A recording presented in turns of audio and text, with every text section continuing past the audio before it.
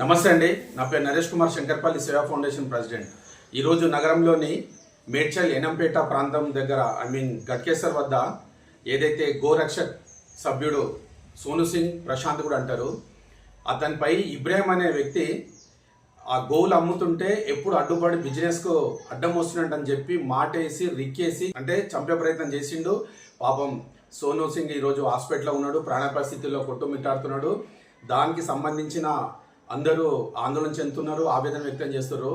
నేను ఈ సమాజానికి చెప్పేది ఏంటంటే, గోమాతను పూజిస్తే మనం ఏ పండ్లు ఏ కాయగూరలు పెడితే ఏం లాభాలు వస్తాయని చెప్పి వెళ్ళే వాళ్ళందరూ ఉంటారు చూసినారా.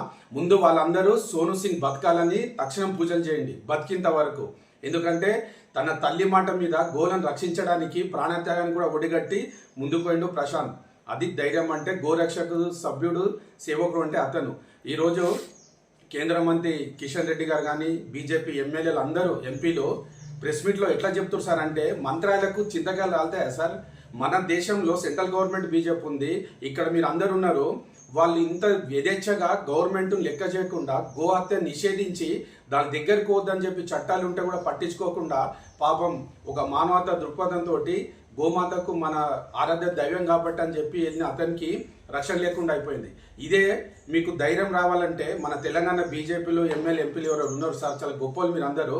మీకు ఇంకా అవుట్పుట్ రావాలి, ధైర్యం రావాలంటే ఉత్తరప్రదేశ్ దగ్గరికి వెళ్ళి మన సీఎం యోగి దగ్గరికి వెళ్ళి అతను ఇచ్చే ప్రసాదం తినండి, తీర్థం తాగండి, అప్పుడు మీకు ధైర్యం వస్తుంది. ఎందుకంటే ఇదే సంఘటన ఉత్తరప్రదేశ్లో జరిగితే ఈ పార్టీ కూడా అరెస్ట్ అయి ఉండేటోడు.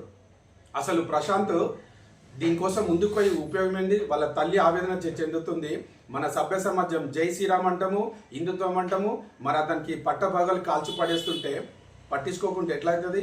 కాబట్టి అసలు పోలీసులు కూడా మాఫియాతోటి లింకప్ అయ్యారని చెప్పి కూడా కిషన్ రెడ్డి గారు అన్నారు. అట్లా అయినప్పుడు మీరు చేయొచ్చు కదా సార్, సెంట్రల్ మినిస్టర్ మీరు ఆన్ ద స్పాట్ ఎంక్వైరీ చేసి సస్పెండ్ చేయాలి ఇలాంటి వాళ్ళని, అప్పుడు ఇలాంటి మాఫియా దాడులు కావు. కాబట్టి దయచేసి ప్రతి ఒక్క గోరక్షక సభ్యులందరూ సంఘీభావం తెలిపి హాస్పిటల్ చుట్టూన్నారు. వాళ్ళ అమ్మ నాన్న ఇంటికి వెళ్ళి కూడా సంఘీభావం తెలుపుతున్నందుకు వాళ్ళందరూ ఈరోజు గోమాత ఏదైతే రక్షించాలని అనుకున్నాడో ఆ గోమాత సోను సింగ్ అండ్ ప్రశాంత్ని బతికించాలని చెప్పి మేము శంకర్పల్లి సేవా ఫౌండేషన్ కోరుకుంటున్నా. మళ్ళీ ఇలాంటి సంఘటన అయితే తీవ్రమైన పరిణామాలు ఉంటాయని స్పీచ్లుగా సార్ ప్రాక్టికల్గా ఉండాలి. ఉత్తరప్రదేశ్ లాంటి శిక్షలు ఏంటి? ఇక్కడ కూడా మీకు కూడా చట్టం ఉంది, గన్మెన్లు ఉన్నారు, మంత్రులు ఎమ్మెల్యేలు మీరందరే కదా. కాబట్టి ఆ దిశగా ముందుకెళ్తే అప్పుడే మన సనాతన ధర్మం హిందుత్వం బతుకుతుంటుంది. కాబట్టి గో సేవకుల కోసం నా వీడియోని షేర్ చేయండి. నమస్తే.